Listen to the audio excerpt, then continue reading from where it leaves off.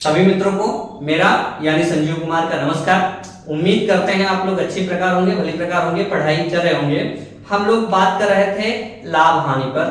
ठीक है, लाभ हानि के कुछ क्वेश्चन मैंने करवाए थे। चलिए आज उसी सीरीज को आगे बढ़ाते हैं। और पुस्तक विक्रेता ने 500 पाठ्य पुस्तकें कितनी 500 पाठ्य पुस्तकें 20,000 रुपए में खरीदी। कितने में खरीदी? 20,000 रुपए में 500 पाठ्य पुस्तकें खरीदी। वह उसे इस तरह से बेचना चाहता है, किस तरह से बेचना चाहता है कि उसे 50 पुस्तकें क्या मिले? फ्री में मिले। क्या करें? 50 पुस्तकें वो फ्री में मिले। तो अगर हम चाहें इसको 2000 मान ले, क्या मान ले? 2000 मान के कर दें, लेकिन यहां हम 2000 को क्या कर दें? नल कर दें, ना माने। हम ये मान लें कि 5000 पुस्तकें उसने 500 पुस्तकें उसने 1 रुपए प्रति पुस्तक के साथ खरीदी, तो 500 पुस्तकों को मूल्य कितना होगा? 500 रुपए हो गया। अब वो क्या कह रहा है कि उसे 500 रुपए, ये इसको 500 रुपए उसका लागत मूल्य हो गया। क्या हो गया? लागत मूल्य। अब वो 50 पुस्तकें क्या कर रहा है? 50 पुस्तकें फ्री में, यानी उसे लाभ कितने का मिलना चाहिए? 50 रुपए का। 50 रुपए का लाभ मिलना चाहिए किस पर? किस पर मिलना चाहिए? लागत मूल्य पर। लागत मूल्य कितनी है? 500। तो गुणे में क्या हो जाएगा? 500। यहाँ गुणे में 100 कर देंगे। 2 जीरो से 2 जीरो कैंसिल हो गए। 5 दाम कितना परसेंट हो जाएगा? 10% का उसे लाभ हो जाएगा। यहाँ अगर हम इस 2000 को नल कर दें, ठीक, तो हमें 10% का लाभ प्राप्त हो जाएगा। ठीक, अगर हम इससे भी करेंगे तब भी हमें 10% का ही लाभ प्राप्त होगा। क्या होगा? 10% का ही लाभ प्राप्त होगा। देखो ध्यान समझो, उसने क्या किया? 500 पाठ्य पुस्तकें खरीदी। मैंने ना माना कि 2000 में खरीदा होगा, हटा दिया इसको। क्या माना कि 1 रुपए की एक पुस्तक, यानी 500 रुपए में उसने 500 पुस्तकें खरीदी। तो क्या कर रहा है कि 50 पुस्तकें उसको फ्री में मिले, यानी 500 में वो क्या करे? 50 पुस्तकें, यानी 50 रुपया क्या करे? 50 रुपया उसको फ्री में प्राप्त हो। 50 रुपए उसको अधिक मिले। 50 रुपए उसको अधिक मिल गया। 50 रुपए अधिक मिला तो 50 रुपए का लाभ हुआ। लाभ हमेशा किस पर होगा? क्रय मूल्य पर होगा। तो क्रय मूल्य क्या है? 500। तो ये लाभ बटे क्रय मूल्य इंटू 100। अब इसको हम सॉल्व कर लेंगे। ये दोनों जीरो से दोनों जीरो क्या होंगे? कैंसिल। 5 से काटेंगे, 5 एकम 5, 5 एकम 5, यानी 10%। कितना होगा? 10% का लाभ होगा। चलिए देखते हैं अगला क्वेश्चन। कह रहा है एक विक्रेता 950 अंकित मूल्य पर एक पुराना घर कूलर खरीदता है। उसे 2 उत्तरोत्तर 10%, 20% और 10% की छूट मिलती है। वह उसे पेंट कराने पर 66 रुपए खर्च करता है। वह कूलर को 25% लाभ पर बेचता है। उसका विक्रय मूल्य हमें बताना है। भाई उसने क्या किया? उस पर लिखा था 950, उसमें 2 उत्तरोत्तर छूट मिली है। 20% 20% मतलब हुआ 1/5 और 10% मतलब हुआ 1/10। तो ये कंडीशन बन गई। ठीक, अब 10% की छूट दी, पहले 20% की छूट दी। पहले से मतलब नहीं, पहले इसको भी लगा सकते, कोई दिक्कत नहीं। लेकिन हमें ये देखना तो 5 अगर लिखा तो 1 की छूट मतलब 4 में बेचेगा। फिर यहाँ 10 लिखा था, 1 की छूट मतलब 9 में बेचेगी। क्या करेगा? 0 से इसको कैंसिल करेंगे, कितना आ जाएगा? 19 पंचे 95। क्या हुआ? 19 पंचे 95। तो अब यहाँ कितना हो जाएगा? इन सबको आपस में क्या कर लेंगे? गुणा। तो 9 चौको 36, यहाँ हो जाएगा 36, यह हो जाएगा 19। क्या 19? तो 19 छक्का कितना हुआ? 114। कितना बचा? 11। 19 57, कितना हो जाएगा? 57। इसमें जोड़ देंगे 7 1 8 और 5 1 6, कितना हो जाएगा? 68, यानी 68 684 रुपए में मतलब उसे बेचेगा। लेकिन 66 रुपए और खर्च कर दिए। कितने खर्च कर दिए? 66 रुपए इसको और खर्च किए। तो 6 4 10, 8 से 14 1 15 और इधर 6 1 7, यानी 750 में उसे, यानी उसका लागत मूल्य कितना पड़ गया? 750 रुपए पड़ गया। अब इस 750 रुपए पर वो 25% का लाभ लेना चाहता है। तो 25% का लाभ मतलब क्या बताया था? 25% 1/4, मतलब ये अगर 4 है तो उसको कितने में बेचना चाह रहा है? 5 में। एक ज्यादा में बेचेगा ना, तो 4 से इसको हम काट देते हैं। क्या करते हैं? 4 से इसको काट देते हैं। 4 से काटेंगे कितना हो जाएगा? 4 एकम 4 बचा 35, 4 बटे 32, कितना हो जाएगा? 4 बटे 32। फिर 3 यहाँ बचा, 3 बचेगा तो 30 हो जाएगा।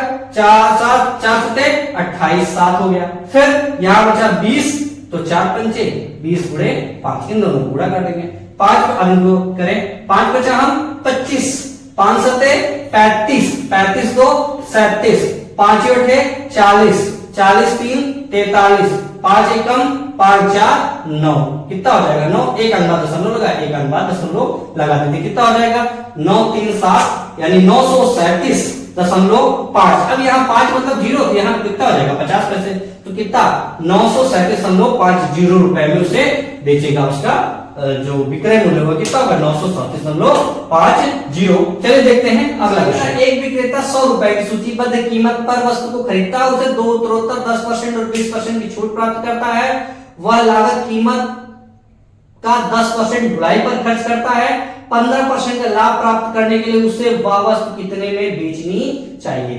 भाई उसकी सूचीबद्ध कीमत कितनी है 100, उस पर दो छूट देता है, कौन कौन सी? 10% की और 20% की। ठीक है, हम क्या कर रहे हैं इसको 10% और 20%। 10% का मतलब हुआ 1/10, 20% का मतलब हुआ 1/5। दो छूटे दे रहे हैं, तो 100 बराबर क्या है कि 10 के, तो बेचेंगे 9 में। ये 20% है, 20% का मतलब वो 1/5, यानी उस पर लिखा अगर 5 है तो बेचेंगे कितने में 4 में। ये तो उसकी हो गई डिस्काउंट के बाद की कीमत। और क्या है, अब ये लागत कीमत हो गई, नई लागत कीमत हो गई।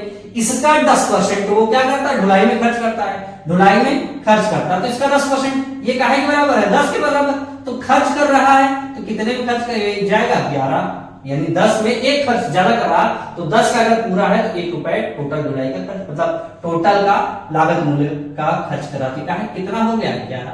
दूसरी चीज, अब ये हो गई एक चीज, कह रहा है वो 15% का लाभ प्राप्त करना चाहता है, तो 15% बराबर कितना हो जाएगा भाई? हम क्या बताए 5 काटेंगे 3 और ये हो जाएगा 20। 3 बटे कितना हो जाएगा 20, यानी अब उसे 15% का लाभ लेना है, यानी 20 रुपए में खरीदा तो 3 का लाभ यानी 23 में बेचना होगा। क्या होगा 23 में बेचना होगा। तो जो जिससे कट रहा उसको हम काट ही देते हैं, क्या 2 से काटेंगे, 2 दूनी 4, तो ये हो जाएगा 10।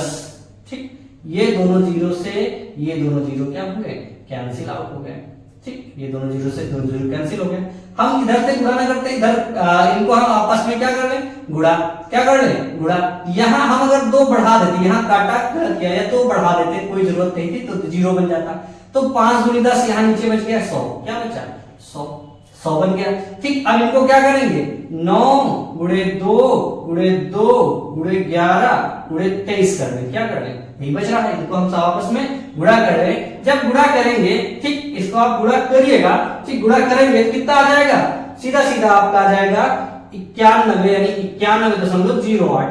यहाँ बटे में 100, 91.8 है, बटे में 100 है, कितना होगा 91.08, यानी उसका नया कीमत क्या होगा 91.08 रुपए में बेचना होगा। यानी उसने कितने में बेची 91.08 रुपए में बेचा। इसको कैलकुलेशन करना है, कैलकुलेशन तो आप कर ही लेंगे। ठीक है, चलिए देखते हैं अगला। मेज का अंकित मूल्य 3000 रुपए था, कितना था 3000 रुपए उस पर अंकित था। इस मेज को किसी व्यक्ति ने 2 बट्टे पे खरीदा, एक 10% का बट्टा था, एक 15% का बट्टा था, 2 बट्टे थे, बट्टे पे उसने मेज को खरीद लिया। ठीक, और उस पर 105 रुपए परिवहन में खर्च हुए। कितने खर्च हुए 105 परिवहन के रूप में खर्च हुए। अब वो क्या करना चाहता है, वो करना ये चाहता है कि उसको बेचना जा रहा 3200 रुपए में। क्या कर रहा है कि 3200 रुपए में बेचता है, इतने में बेचता है, तो उसे लाभ कितना होगा। सबसे पहले उसे क्या किया 3000 में 3000 रुपए अंकित था, तो 2 बट्टे 1/10 का मतलब हुआ 1/10 और 5 का मतलब हुआ 3/20। कितना हुआ 3/20, तो क्या हुआ 30 का बट्टे कितना हो जाएगा 10 और 1 का बट्टा लेंगे तो 9 में बेचेगा। कितने में बेचेगा 1 का बट्टा लेके 9 में बेचेगा। फिर अगली चीज क्या करेगा 15% का बट्टा दे रहा, यानी ये टोटल काहे के बराबर है 20 के। बट्टा दे रहा तो 3 का कम कर देंगे 17 हो जाएगा। इसको कैंसिल कर देंगे तो 20 पंचे क्या हो जाएगा 100, क्या हो जाएगा 20 पंचे 100, 5 से गुणा कर दिया तो 100 का मतलब हुआ 2 जीरो, ये 100 हो गया, तो तीनों जीरो हो गया कैंसिल। क्या हो गया तीनों जीरो कैंसिल हो गया। अब क्या हुआ 5 क्या ही 15 ये कर देंगे और 17 नविया कितना हो जाएगा 153।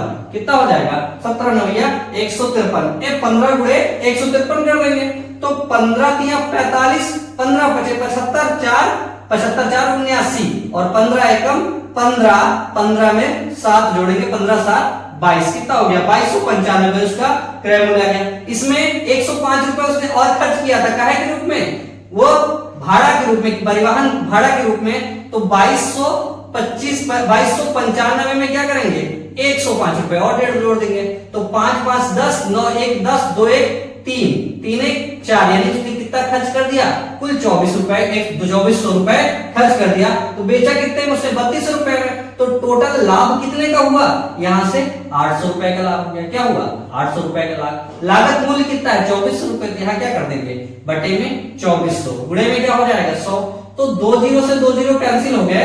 अब इसे क्या कर रहे हैं, 8 से काट रहे हैं, 8 ही हो जाएगा 100 और 8 त्रिक 24, यानी कुल मिला के कितना हो गया, ये बन जाएगा हमारा 100 बटे 3। 100 बटे 3 को क्या लिख सकते हैं, 3 त्रिक का 9 और 3 त्रिक का 9, यानी 33 सही 1/3%। कितने का लाभ होगा, 33 सही 1/3% का लाभ होगा। उम्मीद करते हुए समझ में आया होगा। चलिए देखते हैं अगला क्वेश्चन। अगला क्वेश्चन जो मैंने कह रहा है, एक खिलौना गाड़ी पर 4000 रुपए अंकित है। कितना, 400 रुपए अंकित है। एक खिलौना गाड़ी पर 400 रुपए अंकित है, 400 रुपए लिखा हुआ है। और एक गणेश पूजा का चल रहा समय, गणेश पूजा के दौरान करा उसको 2 छूटें दी जाती, क्रमिक छूटें 8% या 8% की 2 क्रमिक छूटें दी जाती हैं।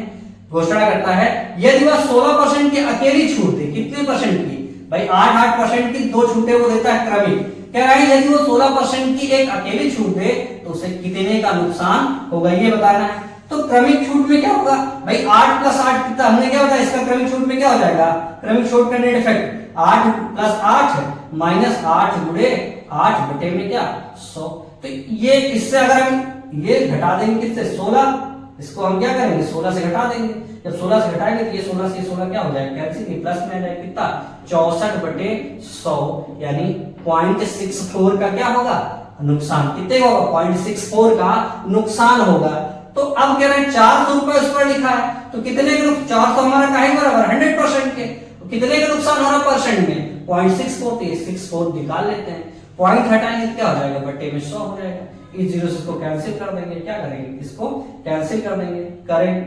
अब इन दोनों गुणा कर दो, 100 से भाग करने की जरूरत नहीं, 4 चौक 16, 4 6 24 है 25 लिखा है, बटे में 100 है, यहाँ दशमलव हो जाएगा कितना 2.56 पर 6 का रुपए का, यहाँ क्या है ये रुपए का नुकसान हो जाएगा। ठीक है, तो आज के लिए इतना रखते हैं, मिलते हैं अगले वीडियो में।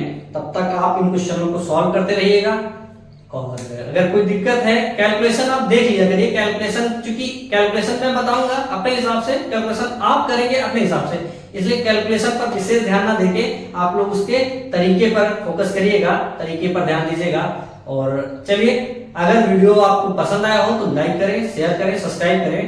और जो एक चीज मैं बार बार कह रहा हूँ, ये कुछ क्वेश्चन हमारे पेपर में आए हुए क्वेश्चन हैं, तो इनको जरूर सॉल्व करिएगा, इनकी प्रैक्टिस जरूर करिएगा। अगर और कोई टाइप आपको समझ में आता है वो हमें जरूर भेजिए, ठीक है, ताकि हम उस पर भी आपको वीडियो बना सकें, उसका भी वीडियो आपको दे सकें। तो आज के लिए इतना ही रखते हैं, मिलते हैं अगले वीडियो में। तब तक के लिए नमस्कार, जय हिंद, पढ़ाई करते रहिएगा। ठीक, नमस्कार।